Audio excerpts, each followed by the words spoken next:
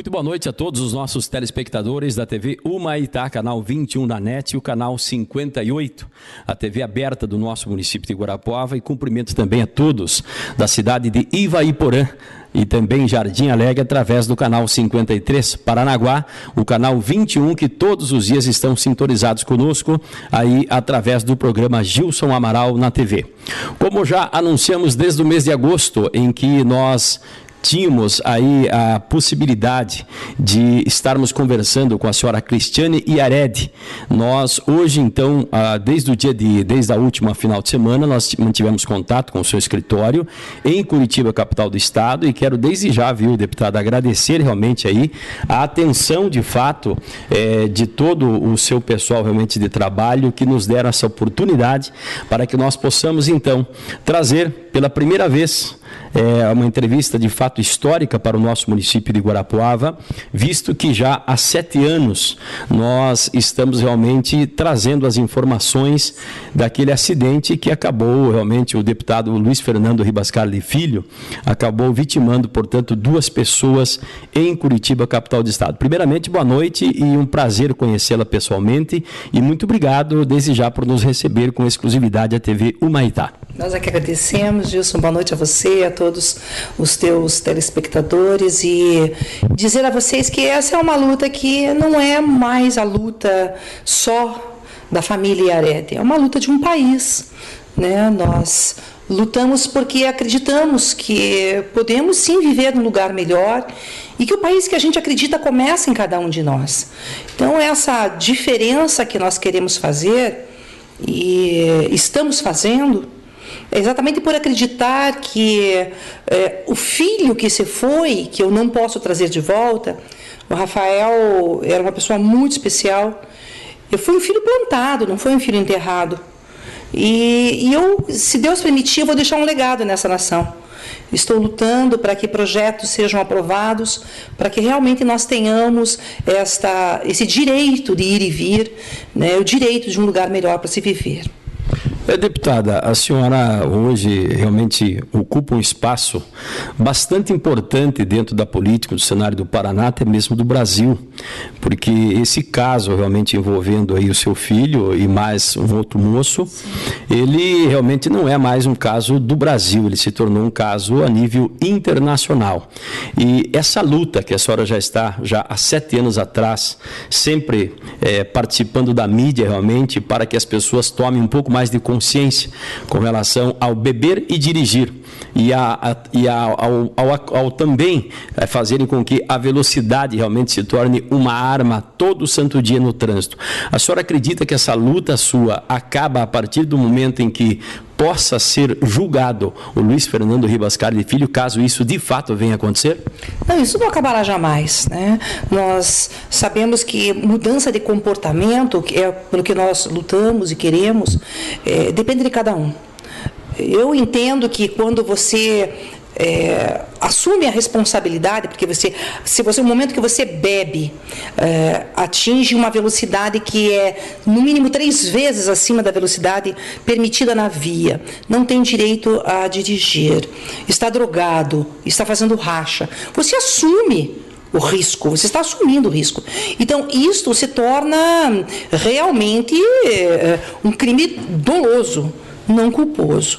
E essa bandeira, essa luta minha há 7 anos, né, nessa empreitada, acreditando que posso fazer a diferença, acreditando que meu filho não morreu em vão, e não vou permitir que isso aconteça mesmo, né? Meu filho não morreu em vão. Nós vamos ter leis mais seguras, vamos ter leis mais eficientes e faremos com que isso aconteça. Eu estou há 1 ano na política, não havia sido nem vereadora, né? Fui a deputada mais votada do estado, mas eu acredito que isto é o depósito da confiança de um povo que quer a diferença, quer o diferente naquele lugar. Aquela casa, a Câmara Federal, é o lugar de leis, mas é o lugar da voz do povo. Nós somos os legítimos representantes do povo. E quando mães e pais que passam e passaram pela dor que eu estou passando, se unem a nós, então nos dá força para que nós possamos lutar realmente por esse país que é de direito nosso. Deputada, mais de 200 mil votos, quase 202 mil votos. Esses votos hoje, a senhora já ocupando esse espaço na Câmara Federal, a senhora acredita que foram votos de comoção ou de conscientização a partir do momento do acontecimento? Eu creio que foi um voto de confiança realmente, né? As pessoas que votaram em mim me conheciam. As pessoas que votaram em mim entenderam que eu não simplesmente usei a morte do filho para me eleger. Eles entenderam que precisavam de alguém que já tivesse passado por esta dor para que eles não precisem passar. E enquanto eu usar a morte do meu filho, o teu fica vivo. Isso é importante as pessoas entenderem isso, né? Essas dores, elas se transformam em força. E essa força faz com que a gente consiga mudar um país, mudar uma nação, mudar leis, deixar um legado para esse país. É isso que eu pretendo, deixar um legado para o meu país. Então, obviamente que muitos nos julgam, né? E eu vejo que quem votou, o voto que veio a mim, foi me dado, foi um voto de confiança, um voto de esperança em alguém que já perdeu tudo, não tem mais nada para perder, né? Eu perdi tudo, eu perdi. Quando se enterra um filho, enterra-se sonhos. Então, hoje eu luto porque tudo que me vier será ganho, será bênção, será bom para o meu país. Eu luto porque eu acredito que o poder emana do povo. E é o povo que me colocou onde eu estou. E vou honrar o voto de cada um, se Deus me permitir, até o final do meu mandato. Quero poder fazer a diferença, ajudar o meu Estado, como já tenho feito. Este ano foi magnífico, foi um ano, uma jornada espetacular este ano. Nós trouxemos para o Estado muitas emendas, conseguimos abrir muitas portas e eu sei que no país não falta dinheiro, falta vontade política. Tanto é que apenas 2 deputados federais conseguiram trazer emendas este ano para o Estado.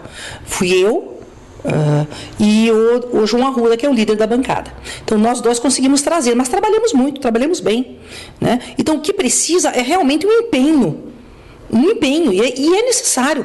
É um lugar onde as coisas acontecem e precisam acontecer. O Estado precisa desse recurso, tem que chegar esse dinheiro, né? O governo federal atenderá, com certeza, porque nós sabemos que estamos fazendo o trabalho certo. Final de ano, 2015, o ministro do Supremo Tribunal Federal, o senhor Gilmar Mendes, ele negou o último recurso até então para que o Luiz Fernando Ribascali de Filho fosse a júri popular. Como que a senhora encerrou o ano com essa notícia? Com a certeza de que aconteceria o julgamento. Com a certeza de que essa etapa estaria sendo vencida. O que nós vimos foi exatamente a manobra, enquanto houve as férias e houve o recesso. Então, houve uma manobra para que o então presidente e ministro Ricardo Lewandowski assumisse esse papel, assinando essa liminar, permitindo que o julgamento fosse adiado. Nós vamos, lógico, trabalhar para reverter essa situação e eu acredito que é uma questão de tempo, não terá como escapar, né? O Fernando Filho, ele vai ao banco dos réus, ele terá que prestar o seu depoimento, porque ele deve isso à sociedade, ele deve isso a mim, que sou mãe, deve a Vera, que também é mãe, que perdeu seu filho junto com o meu. Então, ele não terá como escapar. Ele vai, mais cedo ou mais tarde, nós teremos o júri popular, com certeza. A senhora fala na dona Vera, que é mãe do Murilo, que estava junto justamente com o seu filho naquele acontecimento. A gente não viu assim um destaque maior para a dona Vera, mãe do Murilo, e sim sempre a senhora que sempre atuou realmente nesta luta incansável que a senhora está tendo durante 7 anos. O porquê disso? Ela não quis mais se manifestar, ela cansou, a senhora tem contato com ela, continua tendo contato com essa mãe também que perdeu seu filho? Eu preciso que as pessoas entendam que cada um é cada um, né? As dores, elas podem parecer iguais, mas são diferentes. E a Vera, ela é uma pessoa amada, uma mãe querida, sofre, chora todos os dias como eu, e ela tem a personalidade dela, o temperamento dela, né? Eu não posso invadir a vida da Vera e obrigá-la a vir comigo nas palestras ou nas manifestações. Eu sempre fui uma pessoa muito ativa a minha vida toda, então, lógico, meu temperamento é completamente diferente do temperamento da Vera. E nós temos que respeitar, porque cada um é cada um. Eu não posso obrigá-la a tomar uma postura ou uma decisão de estar junto comigo. Eu só tenho orado pela vida da Vera, pedindo que Deus a ajude e a conforte, como Deus tem feito comigo, né, me sustentado.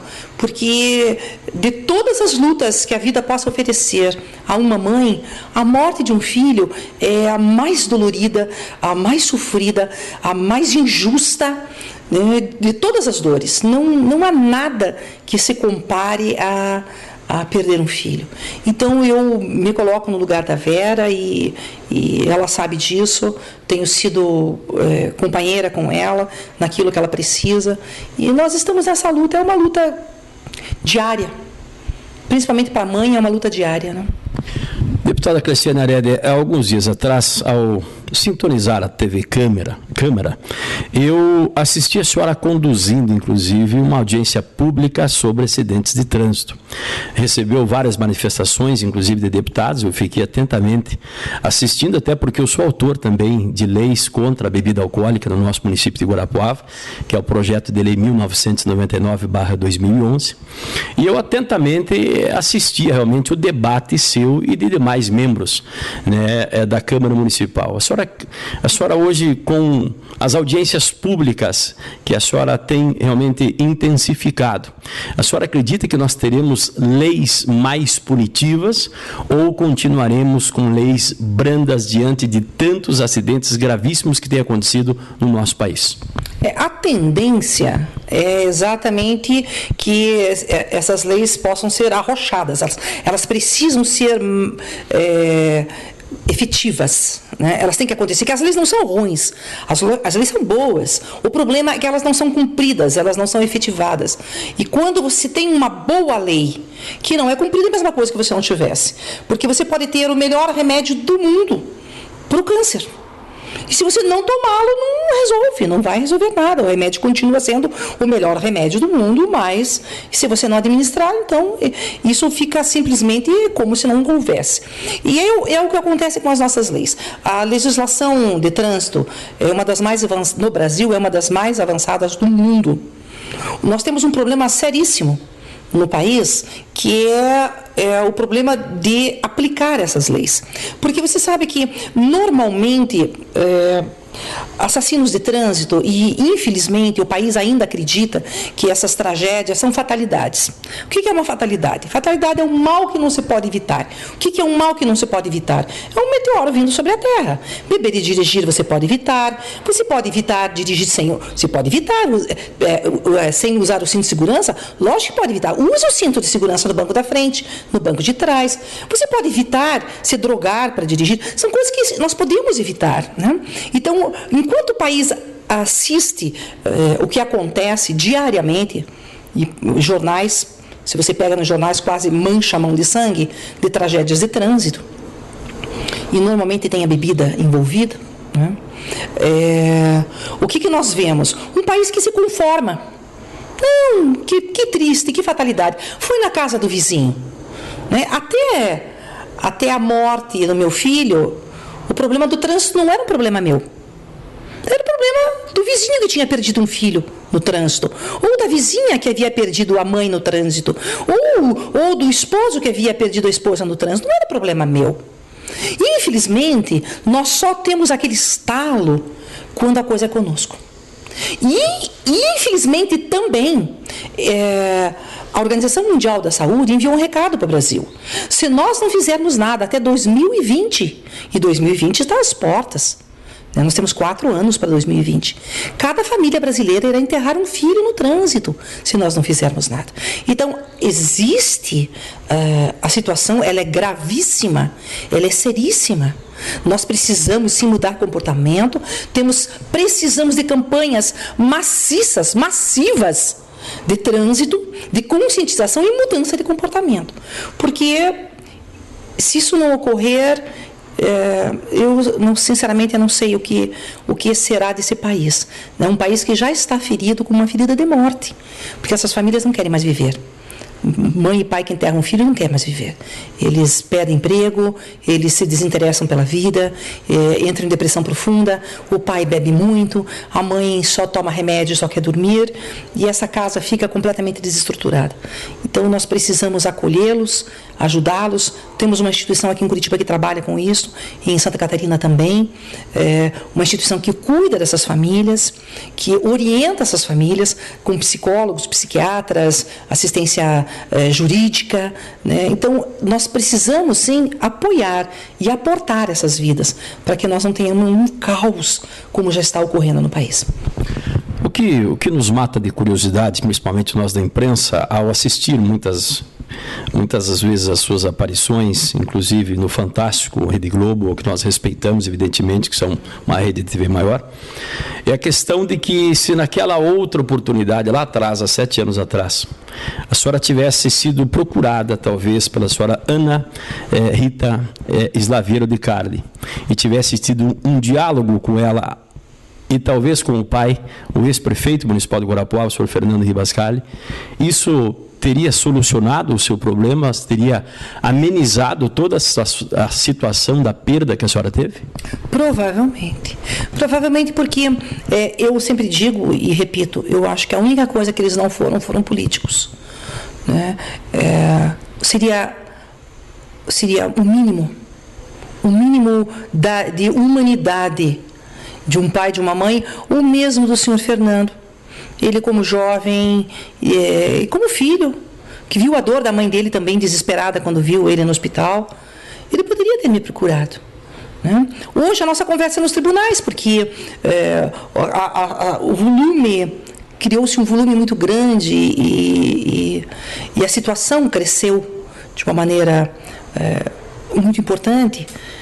E eu vejo que sempre há um propósito. Às vezes, e eu sempre digo isso para a minha equipe, às vezes Deus endurece o coração de Faraó para que ele possa mostrar aquilo que ele quer fazer.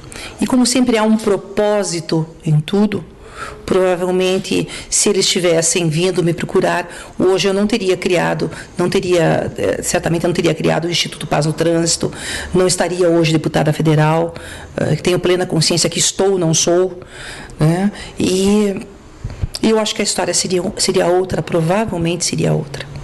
Nós temos vários indícios desse acidente. Um dos casos seriam o sumiço de câmeras que teriam talvez registrado a ocorrência naquele momento. Isso é verídico? É verídico. Isso é verídico, inclusive está no GAECO. Nós temos a imagem do posto de gasolina, que é a única imagem que nos foi apresentada. Ela está adulterada em 1,5 segundos. Por que ela está adulterada? Quem adulterou essa fita? Por que foi adulterada essa imagem? Então, tudo indica um racha, tudo indica um racha. As imagens, nós sabemos que elas existem, e só precisamos saber com quem elas estão. E entender por que essa pessoa tem tanto temor de entregar essas imagens. Porque o dolo direto, no caso, se houve um racha, é dolo direto, é prisão para quem estava fazendo esse racha. E essa luta agora continua, eu não sei por quanto mais tempo, mas eu acredito que um dia essas imagens virão. Espero sinceramente que venham, pelo bem de um país, pelo bem de todos nós. Eu como vou repetir para você, não posso trazer o filho de volta, mas posso lutar para que o teu filho não vá. Posso lutar para que os meus outros filhos não precisem partir, para que outros pais não precisem sofrer o que eu sofro. Então, eu aguardo, sinceramente, que alguém possa ser tocado e me entregue essas imagens, que eu vou fazer a coisa certa. Certamente farei uma coletiva de imprensa e mostrarei essas imagens. Quando eu falo em indícios, eu vou citar essa palavra novamente, a senhora mesmo já afirmou em outras entrevistas também que existe um indício muito forte de que na possibilidade de um racha, teria o filho de uma das pessoas mais influentes hoje a nível de governo, talvez. Existe essa possibilidade de o filho de um figurão político, vamos usar esse termo, me permita, estar participando também desse racha que hoje se esconde essas imagens? As informações que nos chegaram, porque nos chegam muitas informações. E você sabe que informação sem eu ter a prova na mão, ela é apenas se torna apenas um comentário ou mais uma informação. A informação que nos chegou é que no dia havia um racha, e que no próprio carro do senhor Fernando Ribas Carli havia o filho de uma autoridade do Estado. E que um outro carro, com autoridade, estaria sendo feito o racha. Né? Então, nós não temos como provar isso. São situações, são informações que nos chegam. Eu, sinceramente, eu acho que...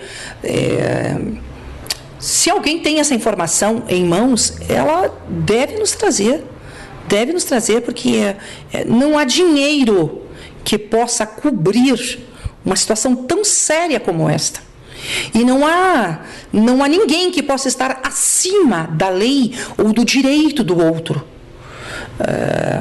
Eu aguardo ansiosa o dia em que eu possa chamá-los, a imprensa, chamar vocês e poder...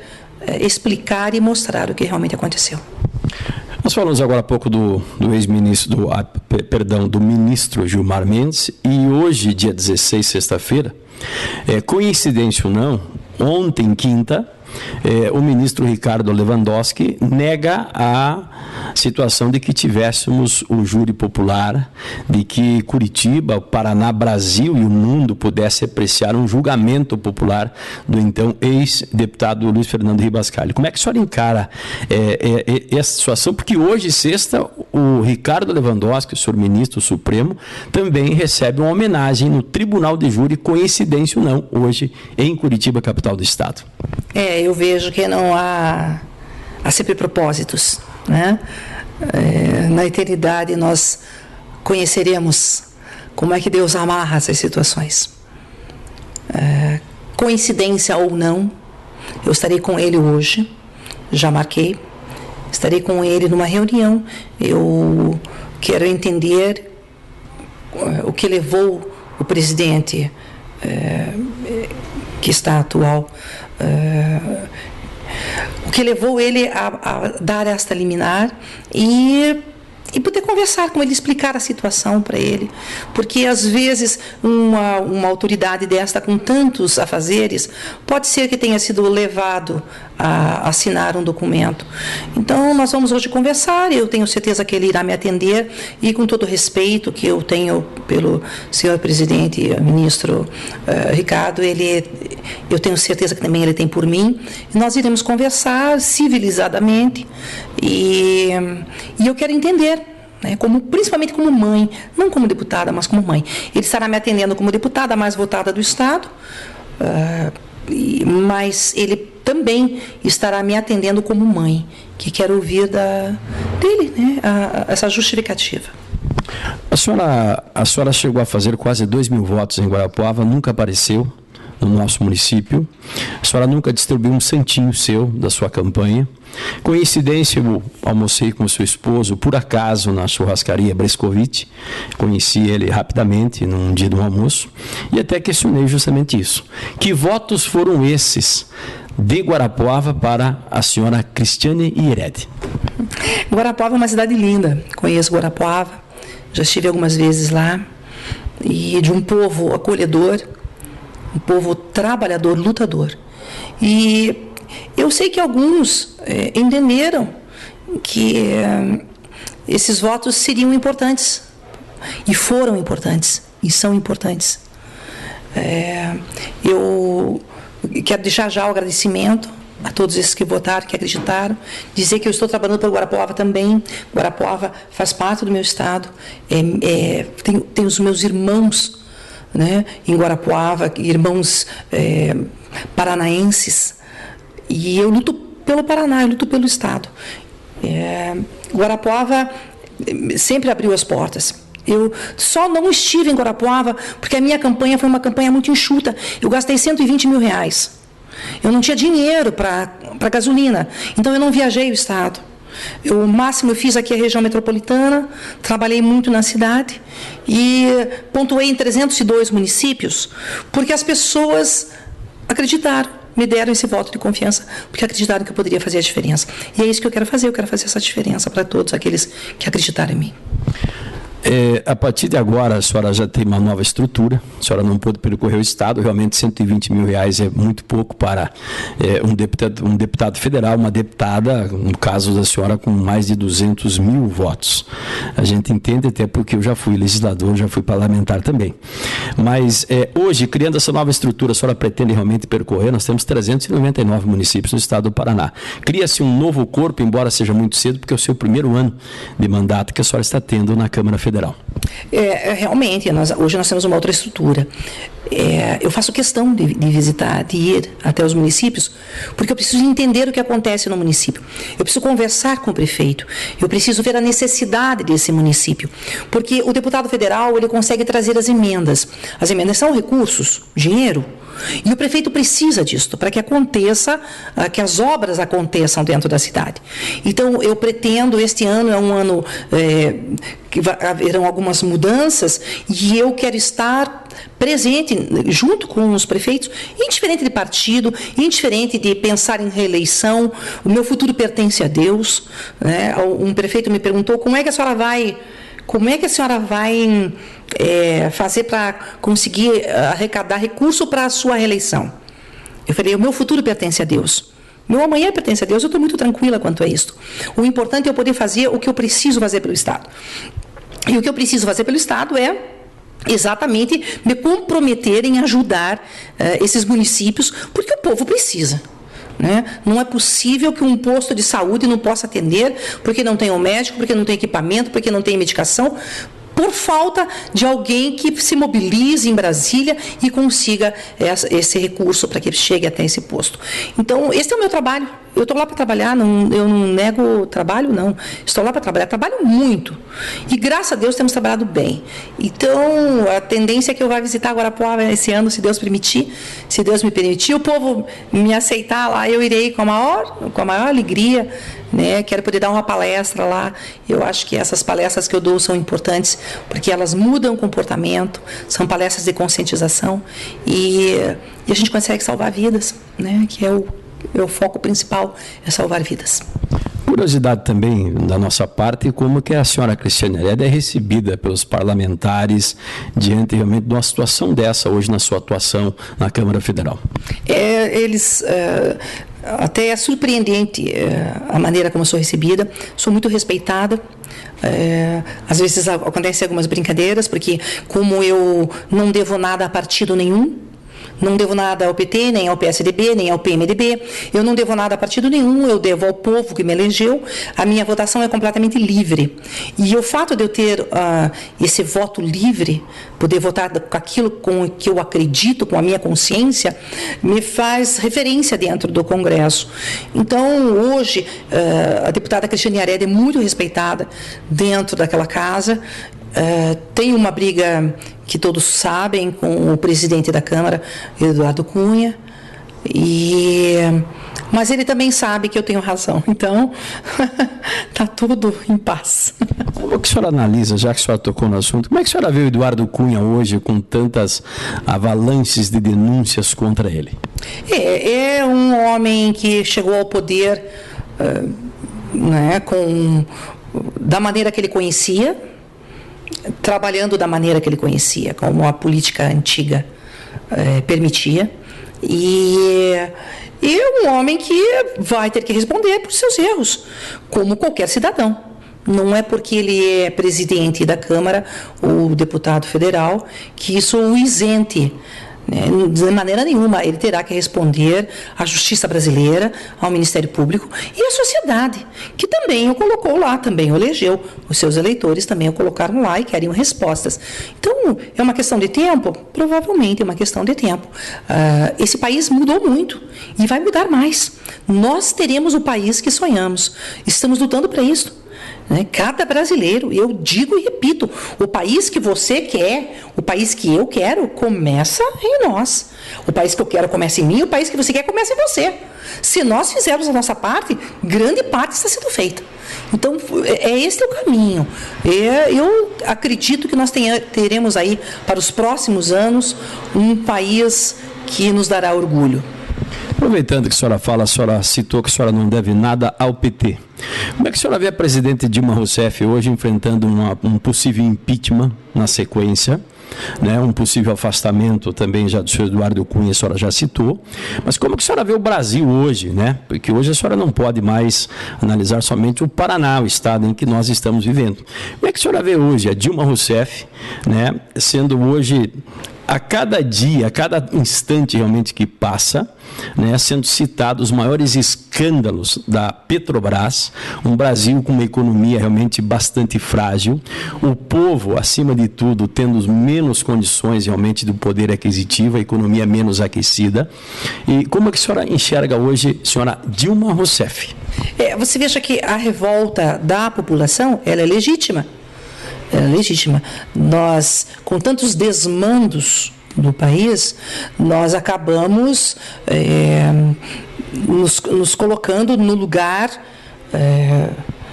daqueles que realmente sofrem, a ponta. Quem sofre com tudo isso é a população mais carente, é a população que mais tem necessidade.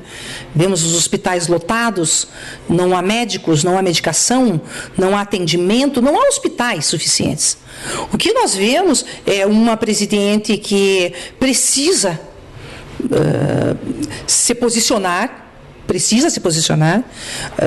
o desmando, vários partidos governando o país e o país desgovernado. Então, perdeu-se o foco da nação de crescimento, porque, infelizmente, todas essas denúncias e comprovações dessas corrupções, elas levaram o país a um caos. Nós vivemos um momento delicado no país. A questão do impeachment é uma questão jurídica. E qualquer legislador, qualquer deputado federal, qualquer senador, qualquer ministro, tem que entender que, sendo uma questão jurídica, nós precisamos ter base jurídica para poder tirá-la. Se isso não ocorrer, não há como haver um impeachment. Não terá um impeachment. Nós queremos um país melhor? Lógico, todos nós. Queremos e devemos querer, precisamos disto. É necessário retirar o presidente? Horas. Se é necessário, a própria sociedade já está compreendendo que nós não podemos ir de encontro a uma revolução no país em que haja um prejuízo maior do que nós já temos. O prejuízo não pode ser maior do que nós já temos. O país enfrenta uma crise política seríssima. Quando o presidente da Câmara, Eduardo Cunha, não permite que os projetos sejam votados, ou sejam votados ao seu bel prazer, naquilo que ele quer, ele impede o crescimento do país. E impede as ações do presidente da República. É muito polêmico. Lógico, é polêmico. Nós estamos falando de uma nação, estamos falando de uma situação e de um momento que o país vive, mas que eu creio que vai sair desta crise. Creio sinceramente. Eu acho que o Brasil é muito maior do que tudo isto. Os brasileiros são muito maiores do que tudo isto. Que o nosso jeitinho brasileiro, ele tem força, nós temos força no sangue. Nós somos um povo diferenciado de qualquer outro país. Se fosse qualquer outro país do mundo, estava completamente quebrado. Nós estamos respirando. Já era para estarmos mortos. né? A nossa reação é algo espetacular. E nós vamos reagir. O povo reage.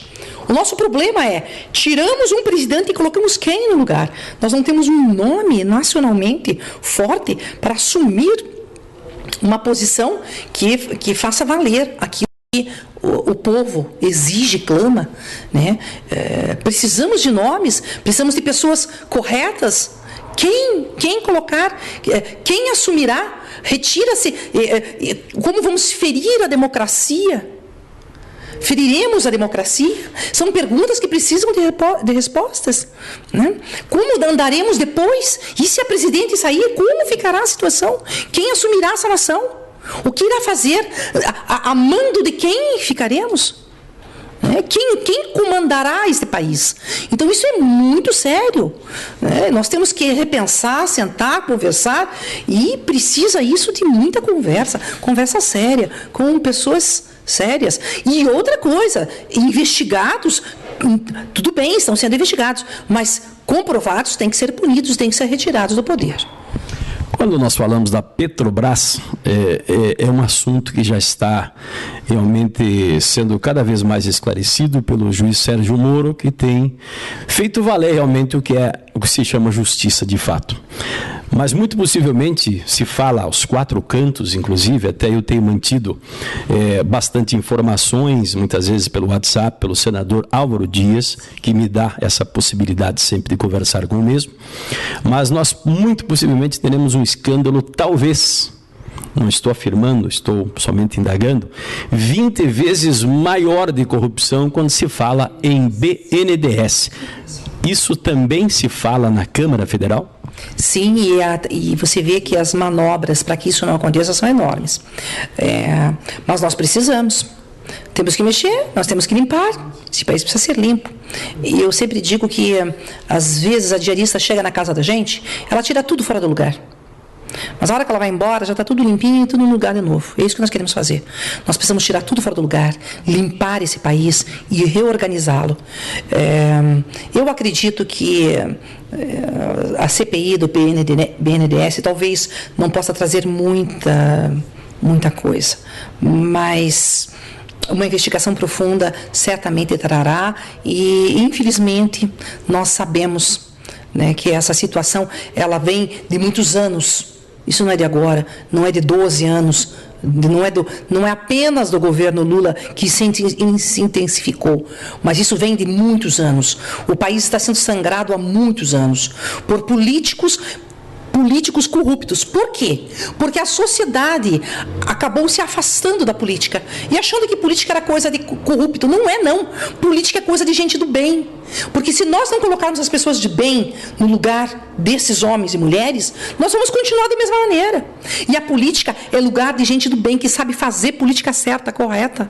Não é a política do toma lá da cá, da negociata. É a política do bem, aquela política verdadeira, de poder ajudar, de fazer a diferença e trazer a diferença para o Estado, para o país.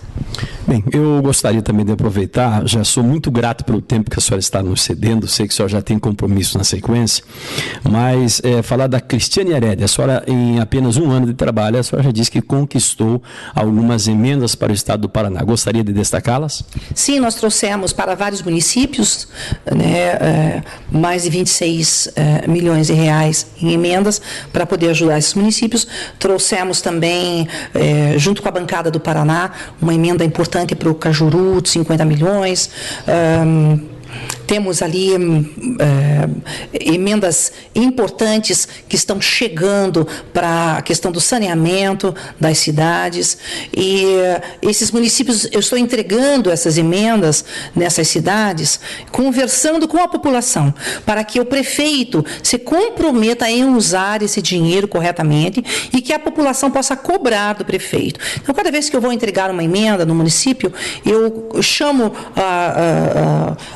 mídia local, para que eles também façam parte, conheçam e possam ter exatamente cobrar isto do prefeito, para que o prefeito entenda que nós estamos trabalhando, mas que ele também trabalhando junto, nós vamos fazer essa diferença importante para esse Estado. E o Estado vai crescer como um todo, que é o preciso.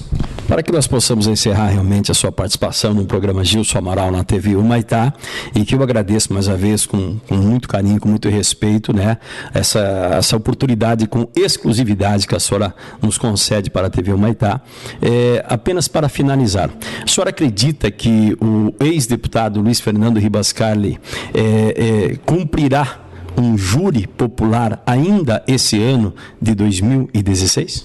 Acredito e luto por isto. Estarei agora, já hoje mesmo estarei com o ministro, vamos lutar, vamos ver como que nós revertemos essa situação. E eu acredito, eu creio que a justiça é para os vivos, os mortos descansam. Enquanto a justiça vier ao nosso favor, o país terá paz.